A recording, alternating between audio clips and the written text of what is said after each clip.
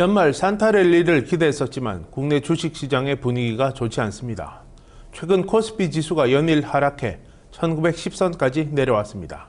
시장 급락 배경과 앞으로 전망을 알아봅니다. 증권부 최하나 기자 나왔습니다. 최 기자, 오늘 코스피 지수가 1.5% 가까이 하락했죠. 먼저 마감 시황부터 좀 짚어보죠. 네, 오늘 대외 악재로 외국인 매물 폭탄이 쏟아지면서 코스피 지수가 1910선까지 내려앉았습니다. 4거래일 연속 하락이고요. 이 1920선이 무너진 것은 지난 10월 21일 이후 처음입니다. 오늘 코스피 지수 종가는 전날보다 28.97포인트, 1.49% 내린 1916.59에 마감했는데요.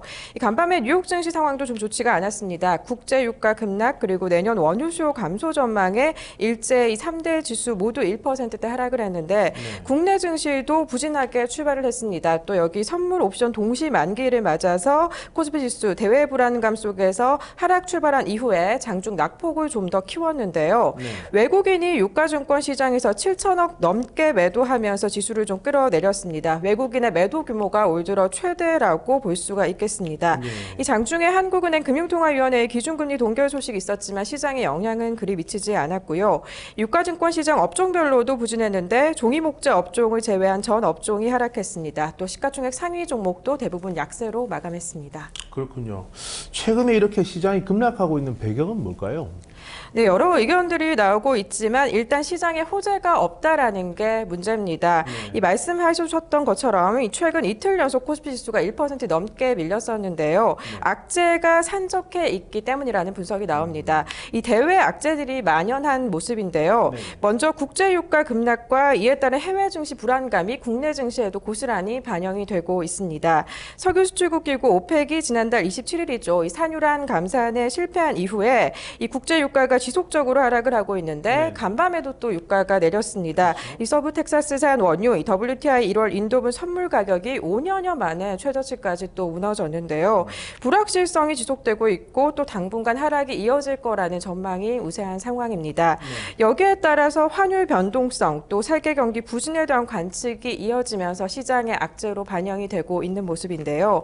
또 하나의 변수가 있습니다. 그리스의 전국 혼란도 악재로 볼 수가 있겠습니다.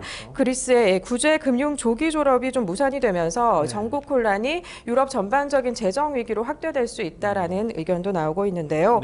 여기에다가 중국에서의 경기 불확실성 우려도 최근 지속되고 있는 것 부담스러운 요인입니다. 그렇죠.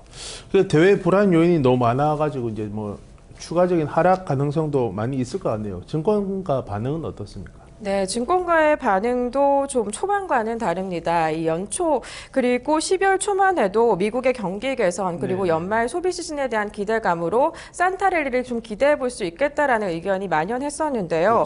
하지만 이제는 좀 기대감을 접고 추가 하락 가능성도 열어둬야 된다는 분석이 나옵니다. 앞서 말씀드렸던 변수들이 단기간에 해결될 가능성이 좀 크지 않다라는 의견인데요. 특히 유가 같은 경우 수요 공급적인 측면도 있지만 또 정치적인 요소에 에서 움직이고 있어서 추가적으로 더 밀릴 가능성이 있다라는 분석도 나옵니다. 또 말씀드렸던 것처럼 그리스 악재가 겹치면서 국내 증시도 당분간 변동성 장세가 이어질 거다라는 예상이 나오고 있는데요.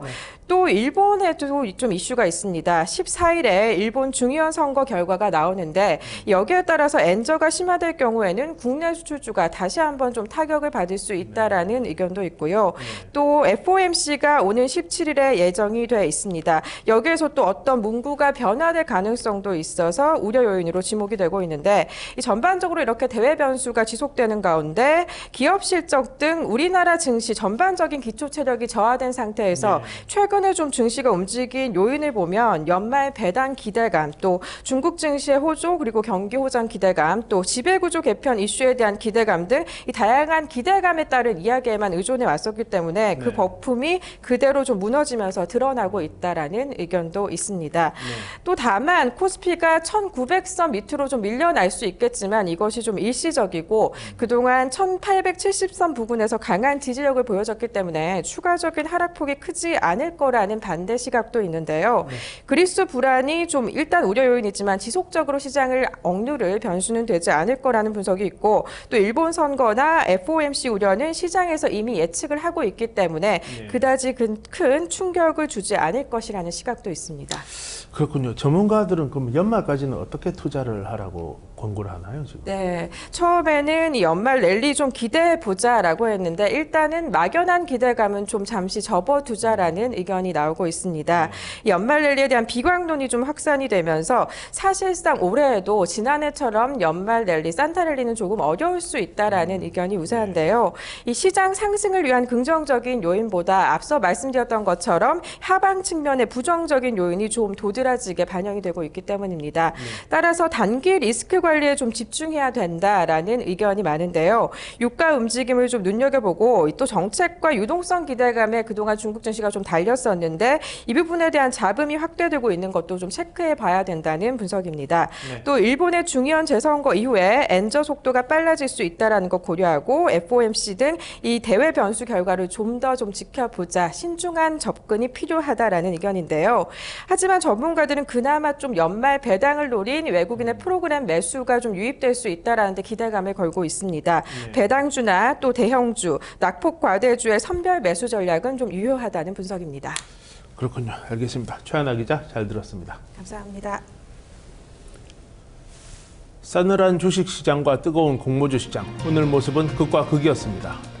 연말 산타랠리도 기대하기 어려워지면서 투자자들의 마음은 무겁습니다. 증시에 몰아치고 있는 추운 겨울이 빨리 지나갔으면 좋겠습니다. 뉴스동을 마칩니다. 고맙습니다.